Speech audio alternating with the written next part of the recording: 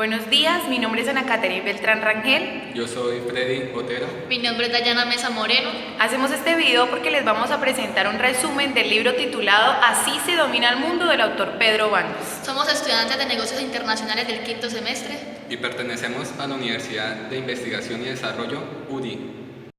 Pedro Baños es coronel del Ejército de Tierra y diplomado del Estado Mayor de España. Actualmente se encuentra en una situación de reserva.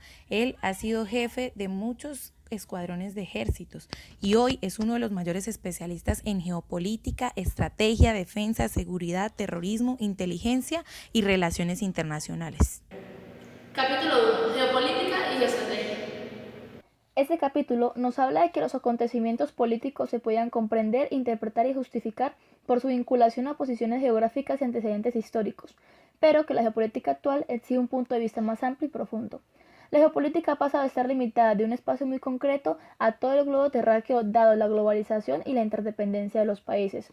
¿Esto qué hace? Esto hace que hasta los países más pequeños establezcan su propia geopolítica, ya que la mayoría de cosas que pasen en el mundo les afectará de cualquier forma, así como está afectando a las dimensiones extraterrestres. La geopolítica actual es definida como la actividad que se desarrolla con la finalidad de influir en los asuntos de la esfera internacional sin ser influidos. ¿Qué quiere decir esto? Sin que nadie se entrometa en las decisiones. Pedro Baños al final de este capítulo nos dice que dentro del proceso de establecimiento de las directrices geopolíticas, primero se debe determinar las necesidades y los intereses del Estado, los para qué, y segundo surgirán las estrategias, las cuales se convierten en geoestrategias, que son los procedimientos, las acciones y los medios para alcanzar los objetivos geopolíticos, el cómo y el con qué. Capítulo 2. ¿Cómo es el mundo? Pedro Baños nos dice que los países en el ámbito internacional son como los niños en el patio de un colegio. En este existen los dominadores, los cuales controlan a sus compañeros y los cuales son temidos y respetados por todos en el colegio e influyen en el comportamiento de los demás. Con esto entendemos el juego de las influencias, donde existen países dominadores y países dominados. Los países que no cuentan con poder intentan estar bajo el amparo de las potencias superiores con tal de que se les garantice seguridad. Los que no tienen el más mínimo poder se asocian con los que sí para ganar peso geopolítico. Los países que no entran en ninguno de estos dos grupitos son los alejados del sistema internacional y son llamados irresponsables, por ejemplo Corea del Norte. Pero otros países como Turquía, siendo líderes, aspiran a seguir creciendo pero renunciando a un poder más global, o sea, renunciando a pertenecer al grupo de los dominadores y los dominados. La política internacional de los países es lo más hipócrita que existe, ya que cada uno de estos impone su política según su interés sin mirar a los demás. También nos dice que el conflicto es generado por la diversidad de intereses, percepciones y culturas, que el que no tiene quiere tener, el que tiene persigue tener más y el que tiene mucho solo desea que no se lo quite. Esto es egoísmo y ambición. La lucha, la guerra siempre es por obtener el poder y esta nunca dejará de existir, ya que el estado natural del hombre no es la paz, sino la guerra.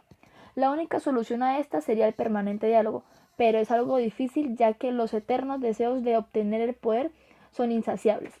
Y la única solución para sobrevivir en la jungla de la geopolítica es que cada uno confíe en sus propias fuerzas. Capítulo 3. Principios geopolíticos inmutables. Este capítulo nos permite evidenciar que desde la antigüedad han existido muchos principios que no tienen un proceso de cambio cuando hablamos de geopolítica. Por eso, mostraremos 4 parámetros fundamentales en los que se basan estos principios. Primero, el Estado es un ser vivo. Se toma como un ser vivo, ya que éste necesita alimentarse para poder sobrevivir y expandirse, mostrándonos que están en una permanente competencia por controlar y expandir su espacio vital. Segundo, la economía manda. La política es la expresión concentrada de la economía. Nos permite ver que el dinero es un factor que gobierna en el mundo y especialmente en la política. Tercero, el determinante peso de la historia. Es por esto que Nicolás Maquiavelo dice que todo aquel que desee saber qué ocurrirá debe examinar qué ha ocurrido. Todas las cosas en este mundo o de cualquier época tienen su réplica en la antigüedad. Cuarto, no hay aliados eternos sino intereses permanentes. Entre estados priman siempre los intereses nacionales, de modo que el fundamento de ellos son el beneficio propio y no la moral o la función ética común. Ahora les vamos a presentar el capítulo número 4, Titulado Las geoestrategias inmortales. En este capítulo mostraremos las geoestrategias que han sido dominantes a través de la historia. Primera, la intimidación. Es una estrategia disuasoria que trata de convencer a los demás estados que actúen como uno desea mediante el temor o la amenaza del uso de la fuerza. Segundo, cerco y contracerco. Esto se basa en que todos los aliados estratégicos que tenga un país cerca de las fronteras contrincantes deben apoyarlo o hacerse débil o fuerte según como éste deba estar en cada momento o situación que se presenta. Tercero, patada a la escalera. Se basa en que los estados menos involucrados están sometidos a una gran presión para que ellos tengan que adoptar políticas económicas que no siempre están destinadas a su beneficio propio, sino al beneficio de los dirigentes de la economía y finanzas del mundo. Cuarto, empobrece y debilita a tu vecino. Esto es para que el estado predomine, al cual se le da una inferioridad a tu estado vecino para que el tuyo sea cada vez más fuerte. Quinto, simula y disimula. Las estrategias que se usan para engañar a los rivales son las que se deben seguir, ya que éstas llevan a un poder y también nos muestra la verdad que esconden los otros, pues detrás de la paz las grandes potencias y entidades supranacionales se esconden como si este fuera un manto. Sexto, el breaking point, el cual es el punto de quiebre que provoca conmoción psicológica en el adversario. Puede ser llegando a los ciudadanos o a la opinión pública. Séptimo, fomentar la división. La unión entre países es algo muy poderoso, ya que si uno cae, el otro llega y lo ayuda a levantarse nuevamente. Cuando fomentamos la división, un país queda solo y queda sin estrategias, las cuales lo van a hacer más débil y más propenso a su bajo desarrollo. Octavo, la manipulación indirecta, la cual consiste en la manipulación a otros países por parte de las grandes potencias como es Estados Unidos y China.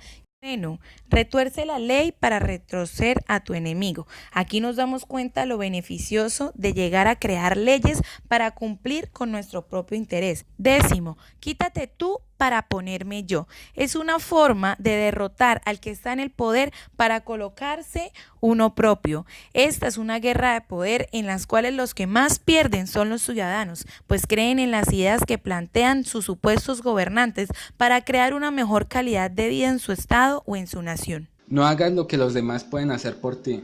Una de las mejores estrategias es hacer que otros hagan las cosas por uno mismo, sobre todo en actos perversos. La creación del enemigo. Los seres humanos tienen la necesidad de tener un adversario para fortalecer su sociedad interna, ya que al tener un enemigo común se unen los pueblos cercanos. Estados Unidos usa esta técnica e hizo que Europa se una y les compre armas. Creación y demonización. Dentro de este escenario utilizan la estrategia de demonizar a Gaddafi, corriendo rumores que el dirigente empleaba violaciones masivas como instrumentos de guerra. Todos estos falsos rumores se extendieron y por lo tanto expulsaron a este del poder. El contrapeso. Siempre se ha buscado una dominación de las masas. El de Gran Bretaña es un claro ejemplo debido a que en las dos guerras mundiales Londres tuvo como objetivo tener un equilibrio del poder de Europa, de modo que ningún país acumulara fuerzas para dominar el continente. En geopolítica se busca un equilibrio pero siempre es inestable, por eso se busca hacer reajustes permanentes los cuales generan guerras y desastres. Miente que algo queda. Siempre ha sido primordial conquistar mentes y corazones y vencer la guerra de ideas. Cuanto más grande sea la mentira, más gente se la creerá. Y los medios de comunicación son el canal a través del cual se repiten las mentiras que llegan a la sociedad. La propaganda en tiempos de Reagan. Durante la administración de Reagan se puso en marcha un programa de operaciones psicológicas para contrarrestar la propaganda soviética. Muy activa en los países occidentales, esta campaña tenía como finalidad influenciar en las opiniones públicas de los países objetivos, así como los ciudadanos estadounidenses, de modo que se lograra un apoyo popular que beneficiara los intereses de Estados Unidos. Las armas de comunicación masiva. En la actual avalancha de desinformación se crea un espejismo de pensar que somos libres, dueños de opiniones propias e independientes. Pero todo este bombardeo de noticias lleva a que se nos cierren las mentes, los cuales hace imposible pensar con claridad. La creación de la necesidad. Cuando un Estado tiene mucho de algo, llega a poseerlo. La creación de la necesidad puede ser la mejor forma de sacarle beneficio o utilizar para mantener el poder. Esta estrategia consiste en hacer creer a los demás que precisamente ese algo es lo que necesitan. A continuación les hablaremos del capítulo 5 titulado Errores frecuentes en geopolítica. Capítulo 5. Los estados cometen los mismos errores geopolíticos y no aprenden del pasado. Es importante conocer la idiosincrasia de los pueblos porque a lo largo de la historia han ido a guerra sin conocer el valor que se tiene por la vida o en qué medida recurren a la violencia el pueblo al que se quiere invadir. Los estados tratan de invadir otros pueblos sin conocerlos primero. Muestra de esto es Estados Unidos, que decide invadir Medio Oriente. Motivado por discursos de democracia y libertad, trata de convencer a su pueblo para que apoye tal temida guerra. Decide atacar con drones a Medio Oriente, causando nefastas consecuencias. No hay un vencedor y la guerra perdurará muchos años más. Para entrar en una guerra es importante conocer la idiosincrasia del pueblo a atacar. Un militar francés mezcló tácticas militares, políticas y sociales para ganarse al pueblo, y pocas veces intervino militarmente. Esto muestra la importancia de conocer la idiosincrasia del pueblo al que se quiere dominar, para no tener que recurrir a la violencia. Las sociedades que gozan de privilegios se olvidan de las guerras y son propensos a ser atacados por quienes carecen de estas comodidades, ya que la naturaleza del hombre es la guerra. Tener demasiada información del enemigo hace lenta la toma de decisiones, por eso hay que tener la información clara y precisa del enemigo. La confianza o sentirse superior no garantiza el éxito de una guerra. Las guerras nunca van a ser fáciles, y es muy difícil pensar que se va a entrar en una guerra y se va a salir ileso de ella. Los pueblos tienden a equivocarse al promover la guerra cuando nunca han entrado hacia una. Capítulo 6. Los pecados capitales de la geopolítica. Este último capítulo nos habla de que las eternas pasiones de poder y las flaquezas humanas que se cometen nacen por el egoísmo, la lujuria, la pereza, la gula, la ira, la envidia, la avaricia, la soberbia, el afán de poder, los cuales son los pecados capitales que conducen a los conflictos bélicos.